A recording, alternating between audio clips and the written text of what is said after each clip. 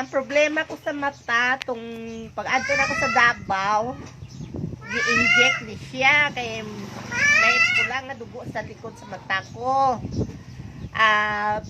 Pagbalik na mo sa Davao, gilantaw sa doktor, nawala ang dugo sa likod sa akong mata kay nakagamit ako kining antipara.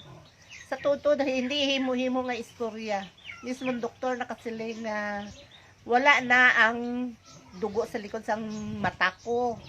Tapos, ano ko sang assistant niya, yung mag-isip sa kamot, nagaparapit niya, nagaamat, nagalayo. Makaisip na ako ng 5. Tungod lang ni sa antipara. Mismo magula ang manghod ko nakasiling, diin ko daw ni gibakan. Kay gitry niya gamit. Paggamit niya, ano niya sa cellphone, pagkuha niya ng antipara, malaki daw ang letra ng cellphone sa niya.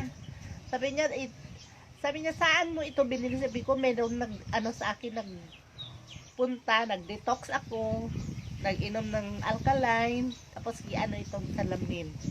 Yun lang.